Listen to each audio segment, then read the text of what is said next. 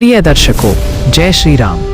कहते हैं त्रेता युग की सबसे रहस्यमयी बात रावण के अंत से नहीं बल्कि उस एक रहस्य से जुड़ी है जो रावण जैसे विद्वान, परम ज्ञानी और तंत्र शास्त्र के महारथी को भी जीवन भर पता नहीं चला। और वो रहस्य भगवान राम को उस समय पता चला जब उन्होंने रावण को मारा नहीं बल्कि उसकी आत्मा को मुक्ति दी। पर रुको, ये सिर्फ एक युद्ध की कथा नहीं है, ये उस गुप्त रहस्य की बात है जो रावण के जन्म से जुड़ा था, जिसे कुबेर भी नहीं जानते थे, जिसे वेदों में नहीं लिखा गया और जिसे राम ने तब जाना जब उन्होंने युद्ध जीत लिया लेकिन शांति नहीं पाई। इस वीडियो को अंत तक जरूर देखो क्योंकि जो आज तुम जानोगे वो किसी किताब में नहीं मिलेगा। लाइक जरूर कर दो अगर ऐसे राजों में तुम्हें दिलचस्पी है। कमेंट करके बताओ, क्या तुम सोच सकते हो रावण से भी छिपाया गया कौन सा रहस्य था ये? और हाँ, चैनल को सब्सक्राइब करना मत भूलना क्योंकि आगे भी हम ऐसे ही अनकहे अनसुने राज खोलते रहेंगे।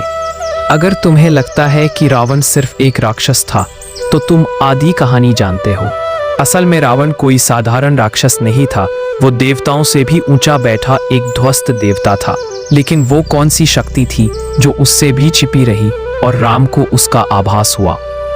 ओ सुनो, लंका की भूमि पर जब आखिरी युद्ध चल रहा था, रावण और राम आमने सामने थे। एक ओर वह जो मर्यादा पुरुषोत्तम कहलाया और दूसरी ओर वह जो दशानन 10 मुखों का ज्ञानी राजा था। राम का प्रत्येक बाण धर्म का प्रतीक था और रावण का प्रत्येक वार अहंकार का। लेकिन जिस क्षण राम का अंतिम बाण ब्रह्मास्त्र के रूप में रावण के सीने में जाकर धंसा, उस क्षण कुछ ऐसा घटा जो किसी ने नहीं देखा, किसी वेद ने नहीं लिखा और किसी ऋषि ने नहीं समझा। रावण की आंखें खुली थीं और उनमें भय नहीं था बल्कि एक सुकून था, एक हल्की मुस्कान थी, जैसे उसने जीवन भर जिस अंत की प्रतीक्षा की थी वो अंत अब पूर्ण हुआ। लेकिन सवाल ये है, अगर रावण मरा नहीं डर से तो क्यों मुस्कुराया? वो कौन सी बात थी जो राम ने देखी लेकिन लक्ष्मण तक न समझ सके? राम जब रावण के शरीर के पास पहुंचे तो उन्होंने कुछ पल आंखें बंद कर ली और जब उन्होंने नेत्र खोले तो उनके चेहरे पर एक अजीब सा भाव था, चौंकाने वाला, दुखी और एक अद्भुत गहराई लिए हुए।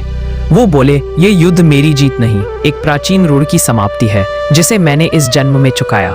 लक्ष्मण ने पूछा, भैया किस ऋण की बात कर रहे हैं आप? राम बोले, चौंकाने वाला, लेकिन एक दिन समस्त मानव जाति को समझाना होगा कि यह रावण केवल राक्षस नहीं था बल्कि एक अधूरी शक्ति का प्रतीक था जिसे ब्रह्मा ने अधूरा ही बनाया था। राम बोले, इसकी आत्मा राक्षस योनि में नहीं जन्मी थी, यह आत्मा पहले एक देवता थी जो शिव जी के सामने अपराधी बनी थी और शिव ने उसे श्राप दिया था, जाओ और तब तक राक्षसी जीवन में रहो जब तक तुम्हारे भीतर से घमंड न मर जाए। और जब वो दिन आएगा तब कोई ऐसा आएगा जो तुम्हें मार कर नहीं बल्कि तुम्हें मुक्त कर देगा, तुम्हारे ऋण को चुकाकर तुम्हें शिवलोक पहुंचा देगा। लक्ष्मण डर गए। तो क्या आप सिर्फ युद्ध जीतने नहीं बल्कि एक अधूरी आत्मा को पूर्ण करने आए थे? राम बोले, हाँ, और यही है वो रहस्य जो रावण को भी नहीं पता था। अगर अब तक तुमने इस वीडियो को ध्यान से देखा है तो अब वो क्षण आ रहा है जहां राम खुद उस शापित रहस्य को खोलते हैं जो आज तक किसी ने नहीं बताई। अंतिम रहस्य, शिव का शाप और रावण का पुनर्जन्म।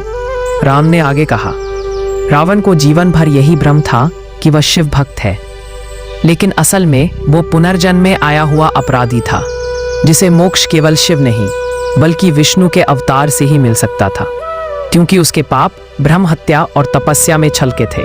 और शिव ने कहा था, तुम्हें विष्णु के हाथों ही मुक्ति मिलेगी क्योंकि तुमने धर्म का अपमान किया है।